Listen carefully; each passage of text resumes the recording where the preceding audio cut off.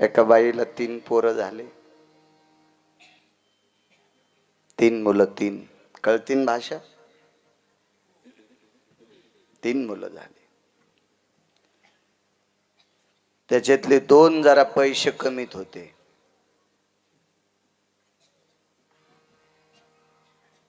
आणि एक जो ज्येष्ठ पुत्र होता, ज्येष्ठ मोठा मुलगा होता, त्याची जीभ थोडी जड होती.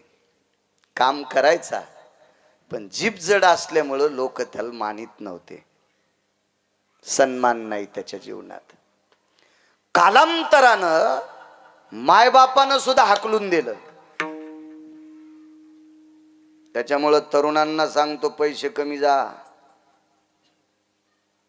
रिकाम टेकड्यावर फिर जाऊ नका, मायबापान कमिलेल्या प्रॉपर्टीवर नाच जाऊ नका, यम रट्टे देईन तुम्हाला. पैसे कमीले पाहिजे, अर्थ नावाचा पुरुषार्थ आहे. या देशामध्ये जो भाकरी पुरते पैसे कमीतो त्याला लग्न करण्याचा अधिकार आहे, त्याला बायको जगवायची लायकी असती. स्वतःच्या भाकरी पुरतं कमवत नाही ते हरामखोराला या देशात राहण्याची लायकी. पैसे कमवायचे. एक जण म्हणला, एक महाराज म्हणले, पैसे काय करायचे? अरे त्यानं गाद्या केल्यात पैशाच्या, त्याचं कशाला ऐकता येडपटाचं.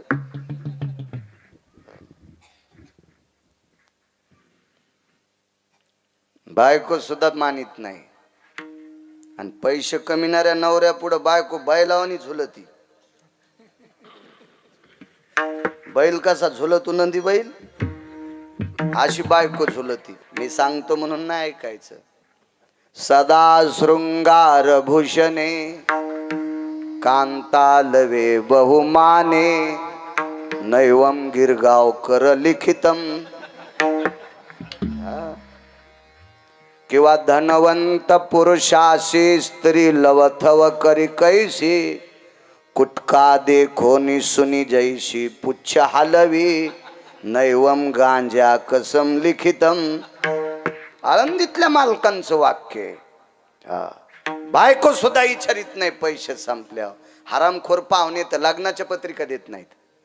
आपलं वाजल्यावर आणि आपलं बरं चालल्यावर, बर बर बर या बर, माझ्या मुलीला आशीर्वाद द्याल या बर का, माझ्या मुलाचं लग्न आहे, तुमची उपस्थिती पाहिजे, तुमचा आशीर्वाद पाहिजे. हो, याच्या आशीर्वादानं तू ह्या पोराला 11 पोरं होतील. घर कदरलंय त्याला, त्याचा काय आशीर्वाद घेतो? फक्त हे त्याच्याकडे. धनवंता लागी सर्व मान्यता आहे जगी, असा पैसा. अर्थ नावाचा पुरुषार्थ सांगितला. पैसे नाहीत, मायबापान काढून दिले. काय वानू आता न पुरेवाणी सांगतो, काढून दिलं. गावात कोणी थारा दिला नाही. हळूहळू काढता पाय घेतला, गावातल्या ग्रामदेवतेचं दर्शन घेतलं आणि ती व्यक्ती फिरत फिरत फिरत फिरत फिरत पश्चिम महाराष्ट्रामध्ये देहू नावाच्या गावात पोचली. वेळ संध्याकाळची आहे. अंधार पडल्यावर भिक्षा मागता येत नाही, उपाशी पोटी आहे. पवित्र देहू क्षेत्रामध्ये अनंत पाप्यांचं पाप धुणारी इंद्रायणी मातेच्या तीरावर आतमध्ये प्रवेश केला, स्नान केलं आणि पोट भरून वंजळीनं पाणी पिऊन टाकलं. आज आपल्याला काहीच खाला नाही. दिसायला साधा माणूस होता, परिचय नाही. याच्याकरता कोणाच्या वसरीत दारात झोपावा तर लोक आपल्याला चोर म्हणून मारतील. म्हणून पवित्र इंद्रायणीच्या तीरावर तिथंच बसलेले थोड्या वेळानं भजनाचा आवाज आला आणि त्या आवाजाच्या दिशेनं मंदिर गाठलं. त्या मंदिरात भजन चालू होतं श्रीमंत श्री जगद्गुरु तुकोबारायांचं. मशाल पेटलेली होती. हे लाईट नव्हते. 450 वर्षापूर्वीचा प्रसंग आहे. मंदिरामध्ये भिंतीला पाड देऊन तुकोबारायचं भजन ऐकत होते. महाराज कितीतरी भाकरी खाल्ल्यावर जे पोट भरत नव्हतं ते तुकोबारायची वाणी कानानं श्रवण केल्याच्या नंतर तृप्तीचा ढेकच दिला. देवा, आज काय गोड ऐकायला भेटले रे. घरच्यानं हाकलून दिलेला माणूस तुकोबारायची वाणी ऐकायला भेटली. भजन आटोपलं, विना अडकून ठेवला, चिपळी खुंटीला अडकून ठेवली. मंदिरातल्या मालकांचं तुकोबारायनी दर्शन घेतलं. जाता जाता पाहिलं तर एक वाटसरू बसलेला आहे. कोण? प्रवासी आहे. कुठून आलात? अमक्या स्थळाहून आलोय. काय उद्देश आहे? काही नाही, घरातल्या लोकांनी हकलून दिले, याच्याकरता आसरा शोधतोय, कोणी ठेवतंय का कामाला म्हणून. जेवण इंद्रायणी मातेचं पाणी पेलं आणि तुमचं श्रवण केलं, भजनाचं पोट भरलं महाराज, पोट भरलं. नाव माहित नाही कोणी म्हणून तुमचं भजन ऐकलंय. वा महाराज, ज्या घोंगडीवर तुकोबाराय चिंतन करायची ती घोंगडी रात्रभर त्याला झोपायला.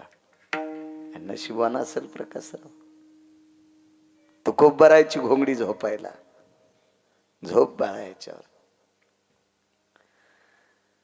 रात्रभर झोप घेतली. सकाळी उठून स्नान केलं, पुन्हा त्याच घोंगडीची घडी केली. तुकोबाराय जिथं भजन करतात तिथं टेकून दिली, भिंतीला टेकन देऊन बसला. पहाटे तुकोबाराय आले. तुकोबारायकडे एक नारळ आणि हार आलता. तो हार माऊली महावैष्णव ज्ञानोबारायांच्या समाधीवरचा हार होता, तुळशीच्या मंजुळेचा. तो तुकोबारायकडे आलता. आणि माऊली महावैष्णव ज्ञानोबारायांच्या समाधीवरचं एक नारळ होतं, ते तुकोबारायकडे आलतं. आणि तुकोबारायने ते नारळ एका पंडिताला दिलतं. वेदांतिक शास्त्री आचार्य पंडित यज्ञेशाशा पंडिताला ते नारळ दिलं, गळ्यात तुळशीच्या मंजुळेचा हार घातला.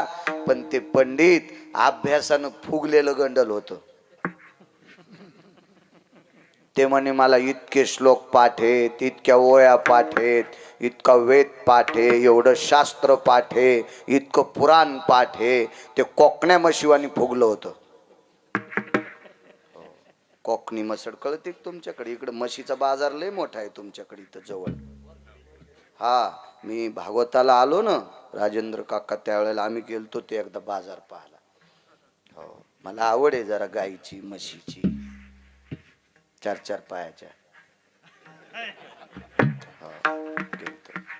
शेतीची पण चांगली आवड मला. सगळ्यात जास्त शेती आवडते, देवापेक्षा पण संतांपेक्षा शेती जास्त आवडते. 1 किलो काय गिरगाव करायच्या गोळ्या संपल्या काय, संतांपेक्षा शेती कस काय आवडते? म्हणलं सुंबळ्या तुला अक्कल आहे का?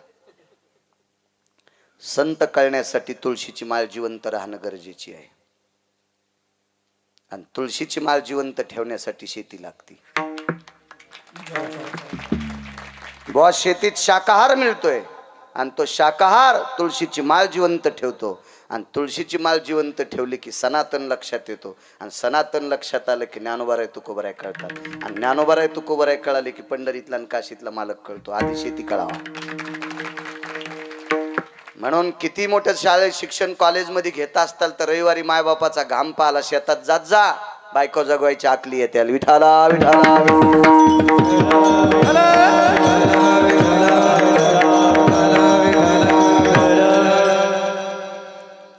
फुगलं होतं ते. त्यानं हार तिथंच काढून ठेवला आणि ते नारळ तिथंच काढून ठेवला. असा असतो का माझा सत्कार? फुटक्या नशिबाचं नशीब नदीच्या पलीकडे गेलं ना, त्याचं ठेवून द्याला. तो हार तुकोबारायने एका कोनाड्यात ठेवला होता. काय वानू आता न पुरे वाणी. कोनाडा म्हणजे देवळी, नारायण भाऊ. आणि ते नारळही तिथंच ठेवलं होतं.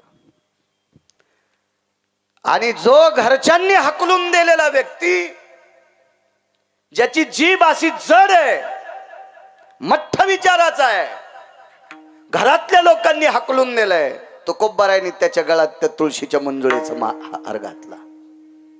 नारळ देऊन टाकलं. नुसतं नाही, त्याच्यावर एक चिठ्ठी दिली. पाकिट नाही, चिठ्ठी. चिठ्ठी होती, चिठ्ठी. आणि त्या चिठ्ठीवर लिहिलेलं होतं. देऊन टाकलं ते. तुळशीच्या मंजुळेचा हार गळ्यातनं काढला. एक फाटकं उपरणं होतं, त्या उपरण्यात बांधला आणि 3-3 वेळेला तो हार कपाळाला लावला. वेड्या माणसानं बुवा वेड्या माणसानं, ज्याला माईनन बापाने वेड समजिले. लोक किती वेड समजित असतील पहा. माऊली हार गळ्यात कपाळाला लावला आणि जे नारळ देलता का, नारळ पोटशी धरलं. पोटाची लय भीती महाराज. मनातली मनात विचार केला, आज दिवसभर तुळशीच्या मंजुळेचा हारच खायचा आणि उद्या दुपारी हे नारळ खायचं, म्हणजे 2 दिवस निभले, म्हणजे 2 दिवस कडीला गेले. आज दिवसभर हार खायचा तुळशीच्या मंजुळेचा आणि उद्या नारळ खायचं. आपलं काम 2 दिवसाचं संपलं. राहिला प्रश्न त्या चिठ्ठीचा. आनंद बुवा आणि मग तुकोबारायकडे सांगितलं, महाराज मला माझं नाव लिहिता येत नाही, मी असा अनपढ माणूस आहे, मला हे काय दिले तुम्ही. तुकोबाराय म्हणाले, मी हार तुमच्या गळ्यात घातला, तुम्ही उपरण्यात कशाला बांधला. आज दिवसभर हेच थोडा थोडा खायचा. हो, हेच थोडा थोडा खायचा. महाराज तुळशी किती पवित्र आहे भारत देशातल्या मुसलमानाला पण कळाली, पण आपल्या बायकांना अजून काही काहीला कळाली नाही. ही शोकांतिक आहे. हो, यायनं तुळशी वृंदावनापाशी खोटी ठोकली आणि त्याला शेपुडी बांधली. शेपुडी कळती तुम्हाला, बकरी. हो, 60 खलास करून टाकला त्या बकरीन तुळशीचा. हो, अशा ह्या 2-2 पायाच्या बकऱ्या यायला पिराल कापायला पाहिजे उभं. विठाला विठाला विठाला.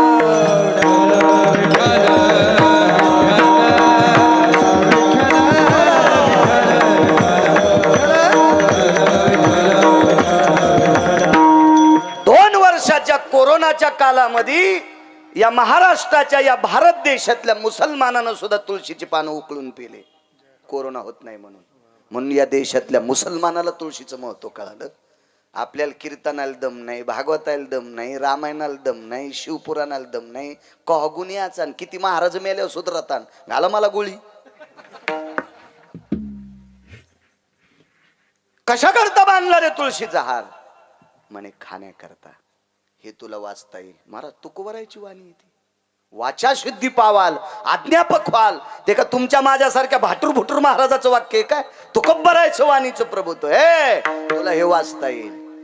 बंधा तुळशीचा हार खाल्ला यज्ञेश बुवा, जीभ केळीच्या पानासारखी पातळ झाली, जीभ केळीच्या पानासारखी पातळ झाली. आणि वाणीवर इतकं प्रभुत्व आलं, एवढं प्रभुत्व आलं की त्या परिसरात तितका वेद वाचिणारा माणूसच नव्हता कोणी. हार कशावरला होता माहितीये? आळंदीतल्या मालकांच्या समाधीवरचा हार होता.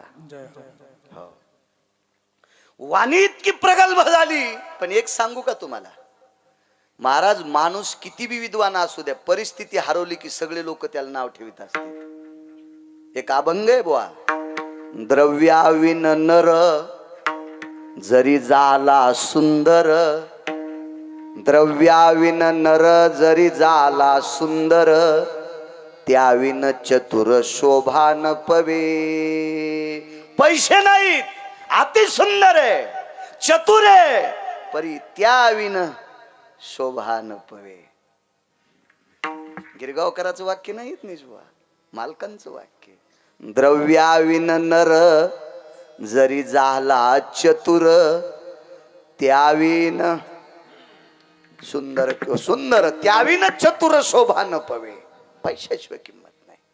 महाराज वेदांतिक झाला, शास्त्री झाला, पुराणिक झाला, आचार्य झाला, पंडित झाला, सिद्ध झाला, अनुरागी झाला, पण काहीच नाही ना. वाणी केळीच्या पानासारखी पातळ. आज फलारा करता केळीचे पात्र होते. खूप दिवसाच्या नंतर केळीचे पानं पाहायला भेटले.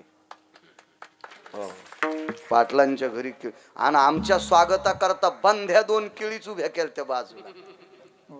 काय महाराज, ज्यांना वैष्णवांचा आदर आहे का त्याच्या इथं लक्ष्मी राहते, त्याच्या इथं देव राहते.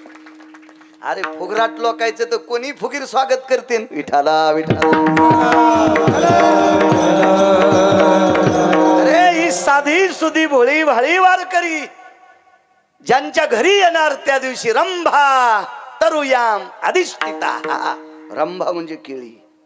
हा, केळीचे वृक्ष, जिवंत वृक्ष लावून वारकऱ्यांचं स्वागत केलं. तुमचं नशीब फटक, तुम्ही नव्हते आज. विठाला जाताना संग चला, आवडीचा माणूस माझ्या.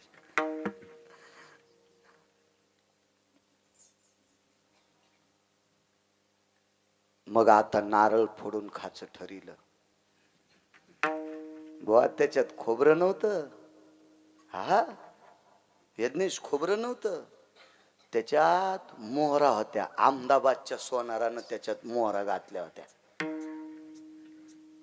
बंद नारळ छिद्र केलं आणि त्याच्यामध्ये मोहरा टाकल्या. मोहरा आणि कणकीनं बंद केलं आणि ते ज्ञानोबारायच्या समाधीवर ठेवलं. त्याला काहीतरी गुण आलता त्या सोनाराला. आणि त्या पंडिताला नारळ दिलं आणि त्यानं नारळ तुकोबारायच्या अंगावर फेकून दिलं. भिकार चोट पंडित होत ना ते.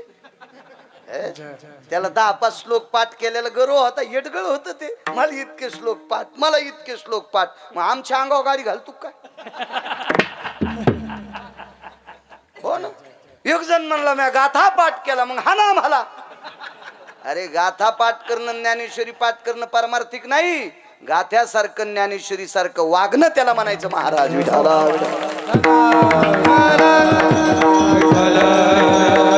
महाराज पाठांतर करणं हा बुद्धीचा प्रकार आहे. बुद्धीचा, ज्याची बुद्धी कापरासारखी आहे का त्याला पाठांतर होते. म्हणजे ते लय महाराज असतात का माऊली? नाही, काही नाही. बुद्धीचा प्रकार आहे, बुद्धीचा. मला शिव्या 250 पाठ येतात. मला 400 गाणे पाठ आहेत ट्रॅक्टरवाल्याचे. ऐकू ऐकू त्या अख्ख्या जगाला बहिर समजिते ट्रॅक्टरवाले. इतका मोठा आवाज. ट्रॉली मागच मुंडकच घेऊन कारखान्यात गेला. ते मोठाले आवाज करतात का नाही? म्हणून ते काच खाली केल्यावर मला कडवे पाठ झाले 450. बुद्धीचा प्रकार आहे. म्हणजे लय मोठा महाराज असतो का नाही? अभ्यासाचा प्रकार आहे. महाराज होण्यासाठी आचरणाचं कार्ड लागतंय, त्याला महाराज म्हणायचं. गाता फार सुंदर आहे ना, तमाशातले कमी गातात का? गाता लय आलं म्हणजे लय मोठा महाराज असतो का? तमाशातले कमी गातात का? आणि ठीक आहे, आपल्या कोण्या माणसाला ऑस्कर पुरस्कार भेटला? मला दाखवा बरं एखादा. फिल्मी सृष्टीतल्या लोकांना ऑस्कर पुरस्कार भेटला. ऑस्कर पुरस्कार हा जागतिक लेवलचा पुरस्कार असतो. हो, आणि ते या देशातल्या, आपल्या भारतातल्या मुसलमानाला भेटलाय. तो गायन क्षेत्रातला मोठा माणूस होता. गायन केलं म्हणजे महाराज असतो का? अद्याप नाही, अद्याप नाही, अद्याप नाही. फार चांगलं वक्तव्य केलं म्हणजे महाराज असतो का? महाराज विदेशात वक्तव्य करायला आपले लोक, याच्यावर नसतंय. या देशामध्ये त्या महाराजाला मानतात. स्वतःची पत्नी सोडून जगातल्या प्रत्येक स्त्रीला जो माय आणि बहीण म्हणतो त्याला महाराज. गाता येतन, कीर्तन चांगलं येतन, मस्त भागवत सांगतो, रामायण सांगतो. हे डंबुऱ्या, तुझी दृष्टी चांगली पाहिजे. दृष्टी. तुम्हाला एक सांगू का? 2 गोष्टी चुकीच्या करू नका. पाणी गाळून पेत जा राजेंद्र काका, आजार होणार नाही. आम्हाला 8 दिवस बिस्लरीचेच बॉक्स दिल ते. आम्ही 4-5 जण असल्यामुळं ते खाली गेले ना, आम्हाला वरचा मजला राहाल द्याला. चांगला भाग आहे तुमचा. पाणी गाळून प्या, आजार होणार नाही. आणि हरामखोर महाराजाच्या पाया पडू नका, संसार जळणार नाही. पाणी पिना छान के. महाराज तपस. योग जन्माला कसा कळावा? अरे शेपुड्याला कळायला बेश्रमाचा पाला खाऊ नये. शेळी काय म्हणते तुमच्याकडे? बकरी. बकरीला कळत आहे बेश्रम खाल्ल्यावर संडास लागती. मग बकरीचा मेंदू केवढा के? आपल्या एवढा मेंदू आहे का बकरीला? मग बकरीला कळत आहे बेश्रम खाऊ नये, आपल्याला कळ ना का बेश्रम महाराजाच्या पाया पडू नये? काय होतं माहितीये? पाणी जर चुकीचं पिलं तर आजार होईल, त्यासाठी डॉक्टर येत नाही. पण महाराज जर चुकीचा पाहिला ना तर पिढ्याची पिढ्या मातीत जातात. त्याच्यामुळे चुकीच्या महाराजांनी अभ्यास कमी असू द्या, हो अभ्यास कमी असू द्या, त्याचं आचरणाचं कार्ड गोड असावा. अशा लोकांच्या पाय नसू द्या ना. सोर गाता येईल ते निघावे. ये हरी हरी. अरे गळ्यात तुळशीची माळा असावं, भगवंताचं नामस्मरण मुखात असावा आणि देवाविषयी अस्मिता असावी. तेची संत, तेची संत यांचा हे तर विठ्ठल. काय ताकद महाराज. आशांच्या पाया पडा ना. तुमच्यातल्या 2% लोकांकडे पैशाचा लय जोर झालाय. म्हणून तुम्ही भंगिऱ्यांना डोक्यावर घेतलं. हे तुमचे पैसेच पापाचे येते. विठाला विठाला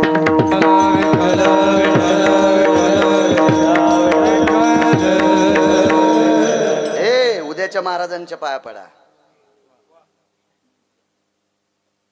ज्या महात्म्यानं गायीची सेवा केली भारतभर, ज्या महात्म्याने पडलेली मंदिरं बांधली, दिसेल तिथं दिनदुबळ्यांची सेवा केली.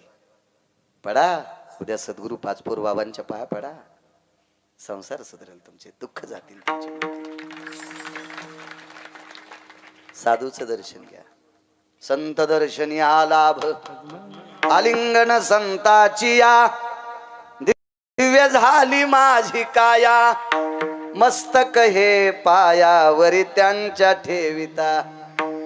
काय पुण्यवान माणूस होता, त्यानं तुकोबराच्या पायावर डोकं टेकलंय.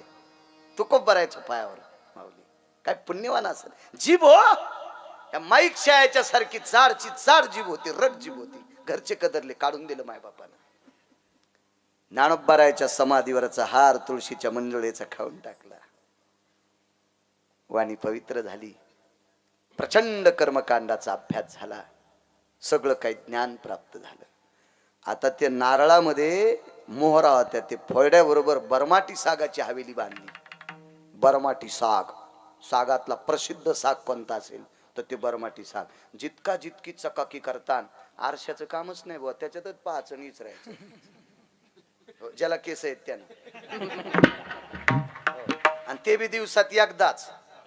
ज्या घरची बाई दिवसात 5-6 बाऱ्या इचरीती, तिच्या पिठल्यात केस, चपातीत केस, भाकर तुटच न भाकर तुटच न. काय हो भाकरीत हे नाही महाराज, आमच्या घरच्याला नीटनीटकं राहायचं असलंय ना आधी. म्हणलं हो, आमच्या तर बेंदडच लावायला अंगाला. हो. तू हेच लय सुंदर म्हणलं. गावात MSCBचं बिल भरायचं कामच नाही, तिला चौकात उभं केलं की साऱ्या गावाला उजीड. काय तिळभर करायचं, निळभर सांगायचं, लागट्याला भेटली गाय आणि वासरू घेऊन पंढरपूरला जाय. विठाला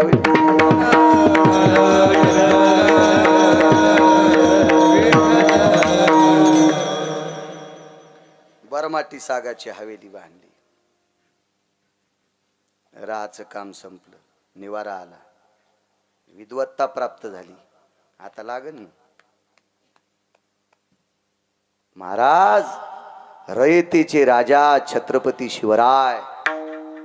काय वानवातानं पुरेवानी सांगतोय. या देशाला 6 राजे मिळाले.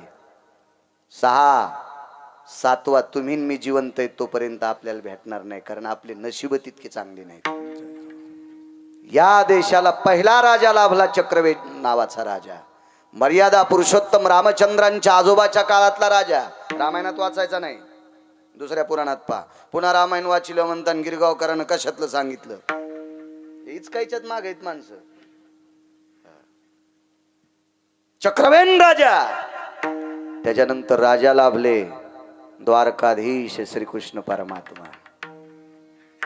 त्याच्यानंतर राजे लाभले विदुर.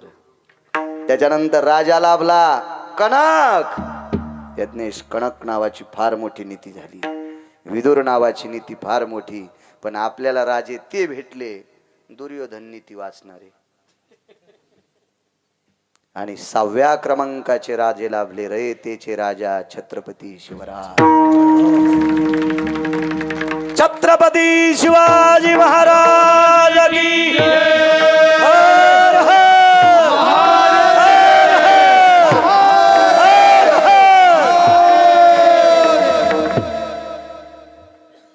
19 तारखेला डोक्यात घ्या. डोक्यावर नका. 19 तारखेला डोक्यात घाला आणि डोक्यातून इथं स्थिर करा. डोक्यावर घेऊन कोणी नाचायलेत आणि खिशाला अडकून कोणी नाचायलेत. हे लोक खिशाला आणि डोक्यावर ठेवायचे नाहीत, हे लोक डोक्यात ठेवायचे आहेत. हा राजा इथं ठेवायचा राजा आहे. ऐका महाराज, माऊली महावैष्णव ज्ञानोबरायच्या समाधीवरचा हार खाल्ला. सरस्वतीची कृपा झाली बुवा. समाधीवरचं नारळ घेतलं, बरमाटी सागाची हवेली झाली, निवाऱ्याची अवस्था संपली. आणि तुकोबरायच्या त्या दिलेल्या चिठ्ठीचा प्रताप, ज्ञानोबारायच्या समाधीवरच्या हाराचा प्रताप, त्या नारळाचा प्रताप, रयतेचे राजा छत्रपती शिवरायांच्या देवघरातली पूजा त्या व्यक्तीला मिळाली. रयतेचे राजा छत्रपती शिवराय यांच्या देवघरातल्या पूजेचा मान मायबापानं हाकलून दिलेल्या माणसाला मिळाला. महाराज, याच्यापेक्षा मोठा मान कोणता पाहिजे? आणि कोणाच्या कृपेने भेटला? ज्ञानोबाराय तुकोबारायच्या कृपेनं. महाराज, ही संतातली ताकद आहे. जिथं मायबाप करू शकत नाही तिथं संत इतकं मोठं करतात. म्हणून मालक पहिल्या कडव्यात म्हणतात,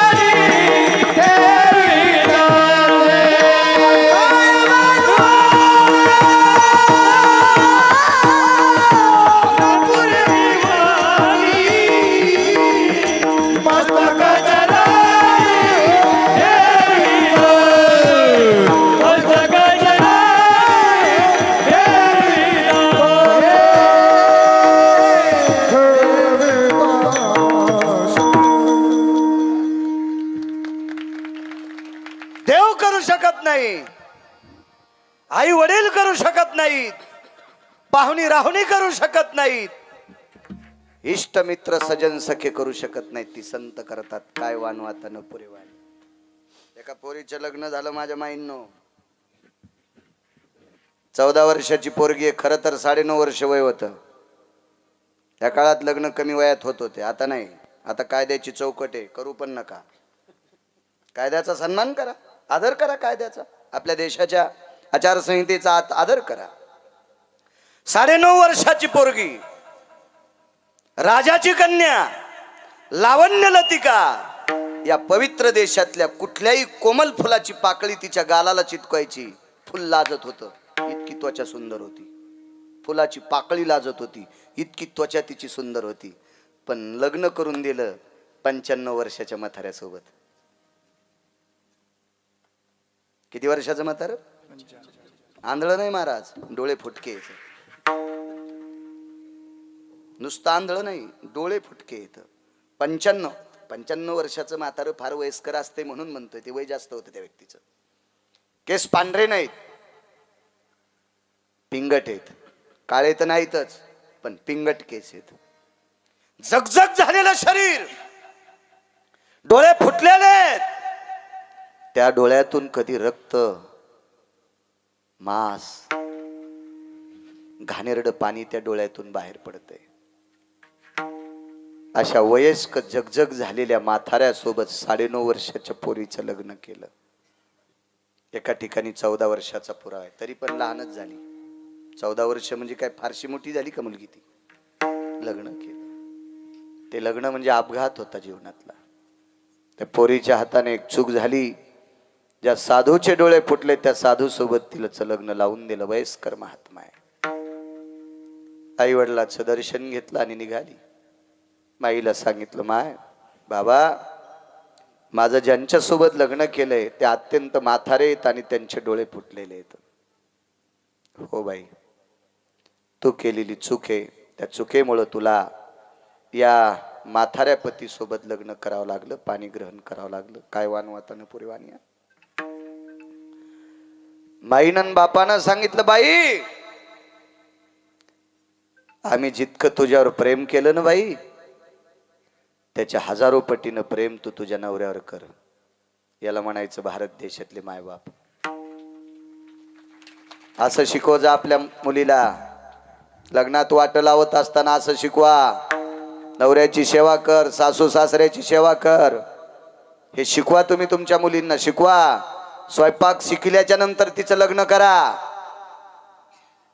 2-4 पुस्तकं वाचिले म्हणजे लय शहाणी नाही झाली. लग्न झाल्यावर नवऱ्यानं पैसे कमीले की आण बर्गर, आण पॅटीस, आण वडापाव, रान्नावानी पोट झालं त्याचं.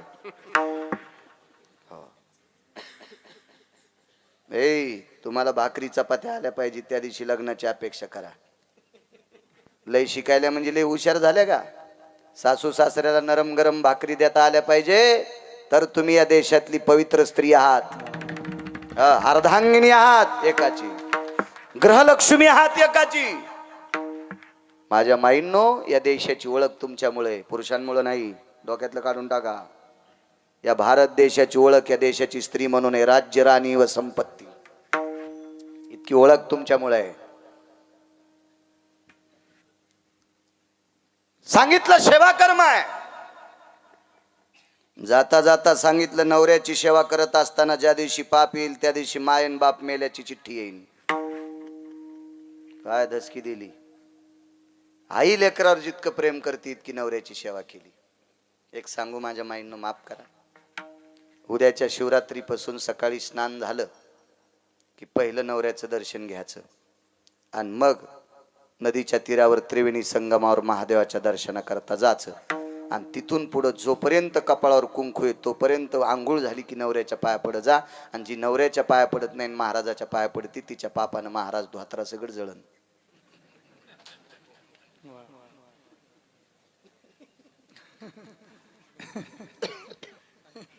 अधिकार नाही तुम्हाला. देवाच्या पण पाया पडायचा अधिकार नाही. नवऱ्याच्या पडत जा. नवऱ्याच्या पाया पडणारी बाई किती श्रेष्ठ आहे सांगू. तिची देवावरी सत्ता, तिची देवावरी सत्ता. नवऱ्याचं दर्शन घेणाऱ्या बाईचं 2 मालक ऐकतात. एक काशीतला मालक आणि एक पंढरपुरातला मालक ऐकतो. आणि जी नवऱ्याचं दर्शन घेत नाही का, तिला काशीत जरी जित्त पुरलं आणि चंद्रभागेत जरी जित्त पुरलं तरी तिला मोक्ष नाही. हा एक पुरुष आहे. पॅन्टीवाल्या होते, ज्याचे आई वडील जिवंत आहेत त्यानं रोज सकाळी आंघोळ झालं की मायबापाचं दर्शन एकदा. ते संजू पाटलाचा मुलगा पायी पायी पंढरपूरला गेलता. काय नाव आहे त्याचं? सनी. त्याला सांगणारे जाता जाता, गुरुवारी आदरणीय बेलदार वारीकर माऊलींसोबत तो वारीला गेला. महाराजांचं फार मोठं काम आहे माऊलींचं. आम्ही ज्या वेळेला नर्मदा परिक्रमेला गेलोत ना त्यावेळेला बेलदार वाडीकर माऊलींचा मोठा आयशर टेम्पू मालानं परिक्रमावासी लोकांना भोजनासाठी किराणा तिथं आलता. मध्य प्रदेशमध्ये मोठं काम आहे गुरुवारी माऊलींचं. त्यांच्यासोबत तो परिक्रमेला गेला, याला पंढरपूरला गेला. मी मानील त्याला, पण तो जर किमान आठवड्यात एकदा जरी आई वडिलाचं दर्शन घेत असेल तरच गिरगावचा बाळू त्याला मानेल. नाही तर वर्षाला एकदा पंढरपूरला पायी जात असेल बिना चपलाचा, मायबापाच्या पाया पडत नसेल तर गिरगावचा बाळ्या नाही मानणार. विडाला विडाला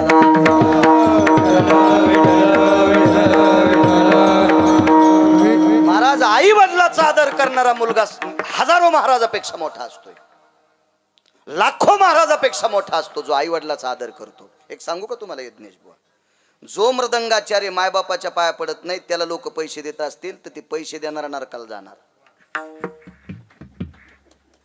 मी तुमच्यावर नाही दगड टाकत, मग रेडीमेड कपड्याचं दुकान आहे. वारकरी संप्रदायातला भजन्या जर मायबापाला मानित नसेल आणि त्याला पाकिट देत असताल तर पाकिट देणारा नरकाला जाणार. या संप्रदायातला कीर्तनकार जर आई वडिलाच्या पाया पडत नसेल आणि त्याला तुम्ही गठुडे बांधून देत असताल ना तर जन्मोजन्मी तुम्हाला नरक होणार, अख्ख्या गावाला नरक. महाराज जो मायबापाचा होऊ शकत नाही तो भडवा कोणाचा होऊ शकतोय? ज्या महिने 9 महिने पोटात सांभाळलंय, हा महाराज जन्म झाल्या स्वतःच्या रक्ताचं दूध करून पाजले. आपण ज्यांच्याकडे गेलो ते चिमुकला मुलगा होता, सनीचा मुलगा होता चिमुकला. महाराज ते चपात्या खातो का? त्याची ते केळीची शेती, ते केळी खाऊ शकतो का? आजची फराळाची आमटी खाऊ शकतो का? सफरचंदचे तुकडे खाऊ शकतो का? नाही. ते त्याच्या आईचं दूध पिऊ शकतोय आणि त्याची आई स्वतःच्या रक्ताचं दूध करून आपल्या बाळाला पाजते. हिला माय म्हणायचंय महाराज. आणि त्या माईला जर मुलगा मानित नसेल तर ते हरामखोर महाराजाला मानीन कशावून करे? महाराजाला तर कहा फुकून देईन तो भडवा. उलट त्यानं जर महाराजाला नाही फुकून दिलं ना तर ज्या महाराज मायबापाच्या पायानं पडणारं पोरग संग ठुलं ते महाराज कव्हा मरल मिळत नाही त्याचा.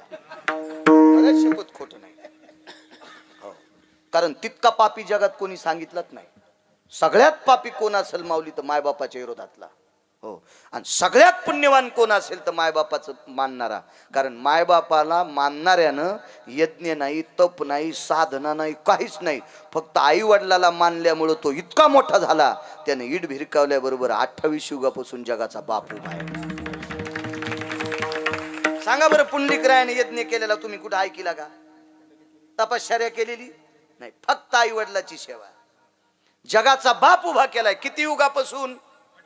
हा. आणि किती युग पाठ आहेत तुम्हाला सांगा बरं आता याच्यातले? किती कीर्तन ऐकले तुम्ही? किती भागवत, किती रामायण, किती शिवपुराण? हा. तुमच्या देखता किती महाराज पण मेले. 28 युग तुम्हाला पाठ नाहीत ना? इथून सुरुवात आहे. वा वा वा वा वा वा. तुम्ही म्हणता तुला आहेत का? या बैठकीत विचारायला.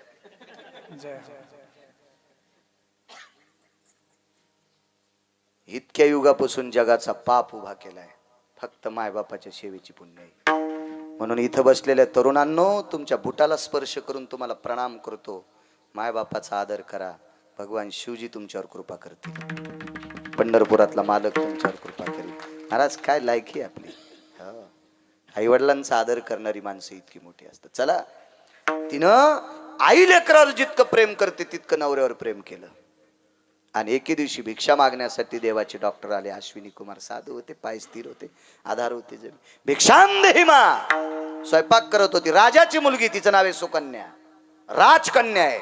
महाराज राजाचे नौकर चांदीच्या पलंगावर झोपत होते आणि ती पोरगी नवऱ्याच्या जीवनात दर्भाच्या चटईवर झोपायली. महाराज दर्भाची चटई, गालीच्या नाही, सतरंजी नाही, उशी नाही, काय नाही. दर्भ नावाचं एक गवत असते, ते पितराच्या दिशा अर्जित करावं लागते आणि त्या गवतावर यज्ञेश बोती झोपायची. काय त्याग असेल जीवनाचा.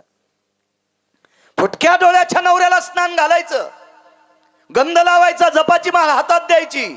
आज साधुदारात आलेत अश्विनी कुमार. भिक्षांदेही मा. टोपल्यातल्या भाकरी एकावर एक टेकल्या, त्याच्यावर तुळशीचं पान टेकलं, साधूच्या झोळीत टाकून दिलं. महाराज काय सनातनी होती. आपल्या देशातला प्रत्येक देवता तुळशीचं पान ठेवल्याशिवाय नैवेद्य स्वीकारित नाही. एकादशी वगळता एकादशीच्या दिवशी तुळशीचं पान तोडायचं नाही, म्हणजे नैवेद्यावर ठेवायचं नाही. एरवी सोमवार जरी असेल, प्रदोषाचा जरी नैवेद्य असेल शिवजीला, तरी पण त्याच्यावर तुळशीचं पान ठेवायचं. कारण पदार्थ आपण जो द्रव्य आणलंय ते पैसे एखाद्या वेळेस चुकीचे असू शकतात. 14 अनर्थ सांगितले धनाच्या पाठीमागं, 14 अनर्थ. मग अनर्थाचं चुकीचं धन जर प्रकाशराव असेल, त्याचे तांदूळ जर आणले तर त्याच्यात दोष आहे. याच्यातले दोष काढण्यासाठी नारायण भाऊ जगात कुठलंही केमिकल नाही. माऊली ते फक्त अन्नातला दोष काढायची ताकद फक्त तुळशीच्या पानात आहे आनंदराव. हा, तुळशीच्या पानात. म्हणून तुळशीचं इतकं अनन्य साधारण महत्व आहे आपल्याकडं. तुळशीचं पान ठेवलं साधूला भिक्षा वाढली. वेळ संपलाय का आपला? हो. आणि मग कितीला संपवायचंय?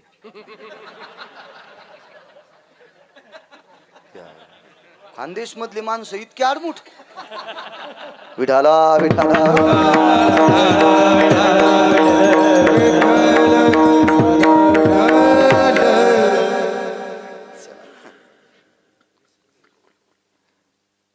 साधूला भिक्षा वाढली.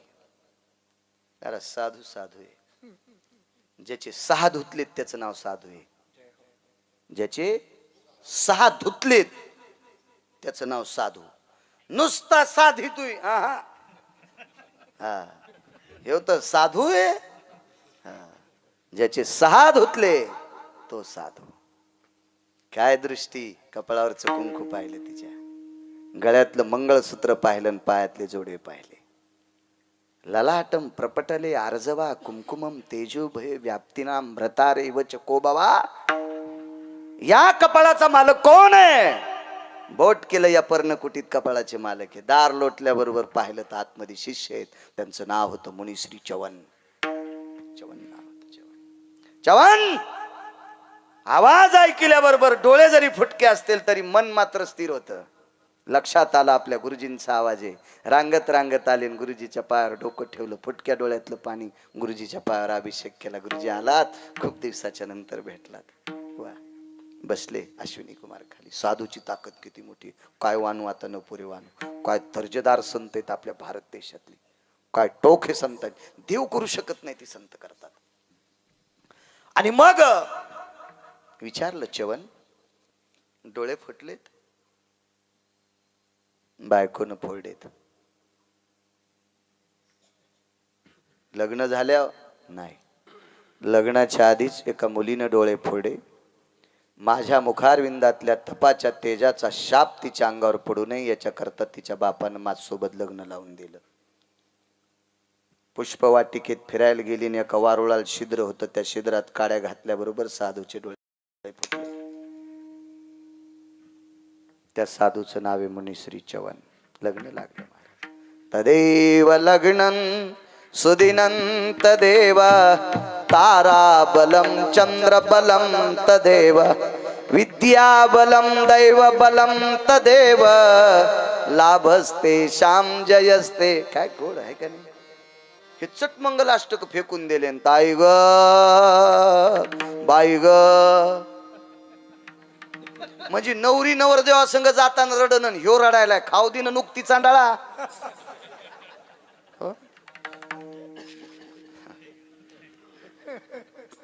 काय महाराज आपल्या वेद मंत्रात किती दागा रे.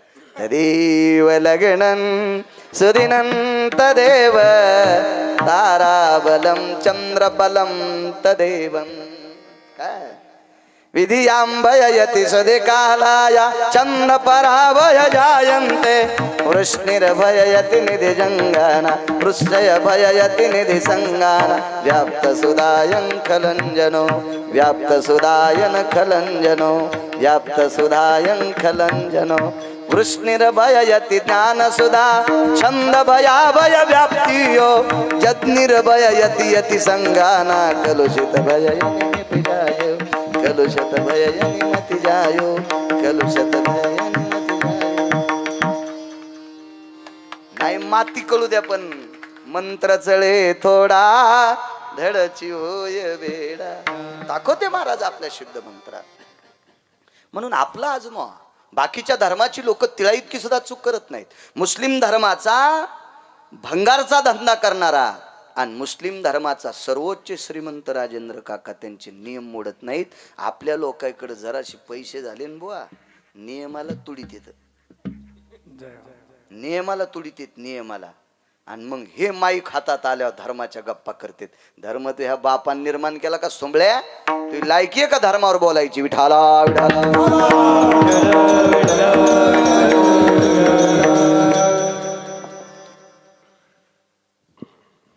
डोळे फोडेत.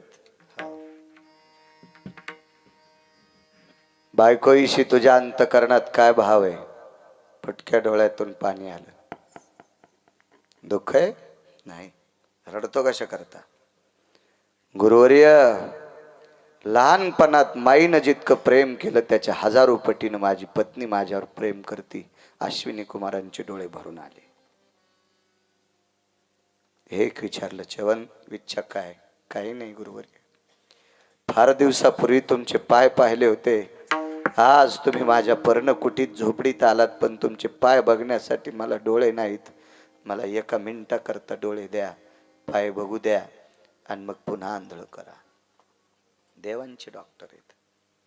2, 4, 6, 9, 14 वनस्पती आणल्या, त्या कुटल्या, त्याचं पाणी काढलं, त्या पाण्यामध्ये कपडा बुडवला, चवणांच्या डोळ्यावर ठेवला. यज्ञेश चुटकी वाजूस तर हरणासारखे डोळे आले. हरणासारखे डोळे. कोण्या डॉक्टरची ताकद? अश्विनी कुमारांची ताकद. देवांचे वैद्य होते, देवांचे वैद्य. पाय पाहिले, डोळे बंद केले. अश्विनी कुमारांनी विचारलं, चवन डोळे बंद काय? वानवातानं पुरीवाणी सांगतोय, संतांचा पुरुषार्थ. का तू कुबारा म्हणतात मस्तक चरणी ठेवी तसे? अरे चवन डोळे का बंद केले? गुरुवर्य, मला फक्त तुमचे पाय पाहण्यापुरते डोळे पाहिजे होते. आता पाय पाहिले ना अंतःकरणात ठेवले, आता जग पाहायचं नाही. पण मी तुला आंधळ करू शकत नाही. तू मरशील त्या दिवशी डोळे जळतील. कारण ते अश्विनी कुमारांनी औषध दिले. काय डॉक्टरची ताकद. वा. डोळे आले.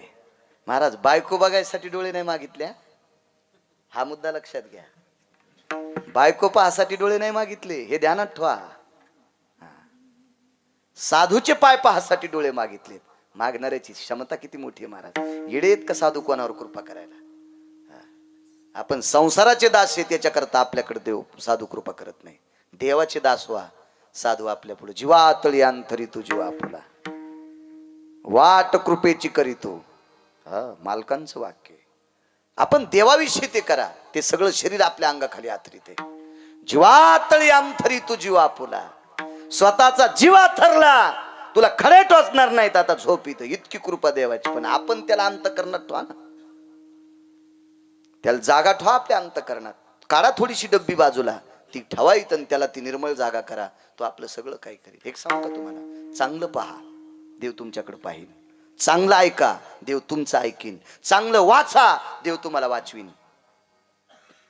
चांगलं पहा ना. आहे ना तुमच्याकडे ते 2.5 बाय 6 भिताड काचाचं.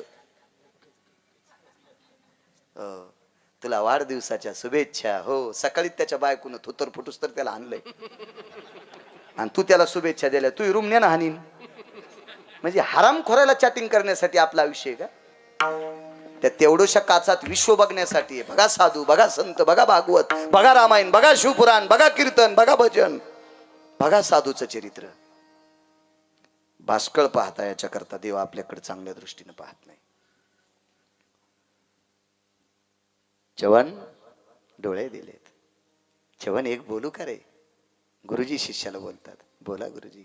अरे 9.5 वर्षाच्या मुलीनं तुझा संसार करावा, तिला काय वाटत असेल रे? गुरुदेव, मला डोळे नसल्यामुळं वयाचं स्वरूप, तारुण्याचं, सौंदर्याचं मला काही कळत नव्हतं. मला एकच कळतंय, मी फुटक्या डोळ्याच्या माणसाला, 100 ओलांडलेल्या व्यक्तीला 9.5 वर्षाची पत्नी स्वतः आई लेकराला भरवते अशी मला जीव घालत होती. गुरुजी, तिचे कोमल हात, तिच्या त्या कोमल हाताची बोट, एवढी कवळी बोट, ज्या वेळेला त्याच्यामध्ये कोमलसा असा साजूकसा शिजलेला भात माझ्या जिभेवर ठेवायची, त्यावेळेला त्या ओठाला तिचे बोट लागायचे, त्यावेळेला गुलाबाच्या पाकळ्या ओठाला लागल्यासारख्या व्हायच्या. एवढं तिचं सौंदर्य होतं. काय माझी सेवा.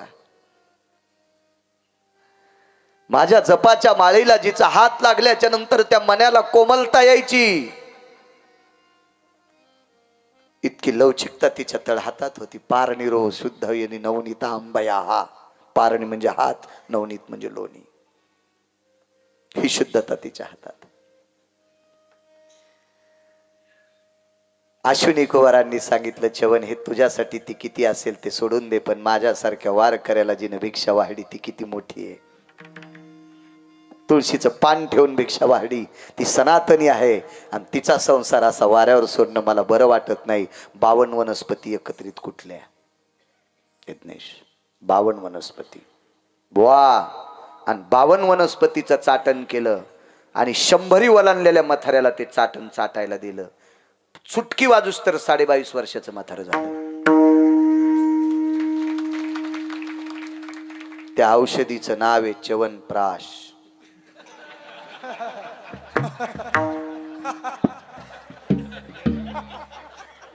त्या औषधीचं नाव काय? मी 150 किलो घालला कमरासाठी, पण माय कंबर तर काही नीट झाली नाही. मग वजन झालं 84 किलो. 1,09,000च्या गोळ्या खाल्ल्या बॉयलजेनसाठी. 1,09,000च्या गोळ्या. 10 लाख, 1 लाख चुकून बोललो. हो, 750 रुपयाचं मल्टीव्हिटॅमिनचं इंजेक्शन प्रत्येक आठवड्याला एक. पैशाची कमी नव्हती, शेतीतले पैसे भरपूर आहे. तुमची उतू आलीत पुन्हा. आपल्याला खरं बोला वाटतं, काही विषय नाही ना. मी काय डाका थोडा टाकलाय कुठं. हो, 10,19,000च्या गोळ्या खाल्ल्या, काही गुण नाही. मैया नर्मदेच्या तीरावर चलत राहिलो आणि नर्मदा मैयाचं पाणी पिलं. महाराज, त्या वनस्पतीच्या मुळ्यांना घासून आलेलं पाणी ते अमृत आहे. आणि तेव्हापासून उभं राहून कीर्तन करायचं योग. नाही तर मी बसून कीर्तन करत होतो. माझं वय नाही, माझा 83चा जन्म आहे, अक्षय तृतीयाचा. मला लाज वाटत होती मोठ्या लोकांपुढं, पण करू काय. अपघातापासून बॉयलजनला क्रॅक. काय ताकद आहे आपल्या देशातल्या वनस्पतीत. 18 भार वनस्पती, काय ताकद आहे. 52 वनस्पती एकत्रित टाकल्याने त्याचा च्यवनप्राश केला. मग आताचा च्यवनप्राश खाल्ल्यावर आपण का नाही तर नाही होत नाही. त्याचं कारण सांगू का? ह्या च्यवनप्राश करणाऱ्या त्या वनस्पतीच सापडत नाहीत आणि पंढरपुरातला सापडू देत नाही. त्याचं कारण सांगू का प्रकाशराव? त्या ओरिजिनल वनस्पती जर च्यवनप्राश मध्ये टाकल्या तर आपल्या भारत देशातले म्हातारे पोरायचं लग्नच होऊ देणार नाहीत. हो, म्हाताऱ्यानं च्यवनप्राश खाचा किती पोरगच. आणि पोराला म्हणून तू राव दी मवच. तदेव लग्नं सुदिनं तदेव ताराबलम चंद्रफलम. आणि हे दलिंदर म्हातारे म्हातारीला देणार नाहीत. म्हातारीला नाही देणार. म्हातारीला म्हातारच ठुतेन आणि हे खातेन आणि म्हातारीला दुसरी सवत आणतेन. तदेव लग्नं सुदिनं तदेव ताराबलम चंद्रफलम तदेव. माणसं कशी उकळली हो. आणि आधी चिंतन सांगितलं जसे पिराला कापायला न्यायचे असे बसले होते. भांगार सांगितलं की पण भांगार नाही. च्यवनांचं चरित्र आहे. आपल्या नशिबामुळे आपल्याला ते औषध भेटत नाही. 100 वलांडलेला साधू 22.5 वर्षाचा. डोळे गेलेला साधू डोळस. वय वर्ष 14.5. या वयातल्या मुलीचा संसार सुखात आला. काय वाटलं असं आनंदाला पोरीला वाट लावित असताना मायबापाला. आणि आज त्या मायबापाला च्यवनांची अश्विनी कुमारांची कृपा झाल्यावर जावाईन मुलगी पाहिल्यावर किती आनंद. महाराज एका राजघराण्याचा आनंद द्विगुणित केला त्या अश्विनी कुमार नावाच्या संतांनी केला. एकदा श्रुती नावाची पत्रकार आली आणि श्रुती नावाच्या पत्रकारांनी मुनिश्री च्यवनांना विचारलं, तुम्ही तुमच्या तपाच्या बळावर डोळे आणू शकत नव्हतात? नाही, माझं एका जन्मातलं पाप होतं. हिला विचारलं, तू राजकन्या आहेस, सुकन्या आहेस? नाव सुकन्या होतं. तू हे का? ती म्हणली, माझंही प्रारब्ध फुटकं होतं. मी साधूचे डोळे फोडे याच्याकरता मला हा पती भेटलेला आहे. आमचं प्रारब्ध आहे. आणि प्रारब्ध संपवायची ताकद काशीतल्या मालकात नाही. इथंच मंदिर आहे गंगेच्या तीरावर, नदीच्या तीरावर. भगवान शिवजीच्या हातात ताकद नाही. आणि प्रारब्ध संपवायची ताकद पंढरपुरातल्या मालकाच्या हातात नाही. प्रारब्धाचा बायोडाटा चुलीत घालून पुढच्याचं भलं करतात ती संत असतात. आणि अश्विनी कुमारांनी भलं केलं, एवढी संतांची ताकद आहे. म्हणून मालक पहिल्याकडे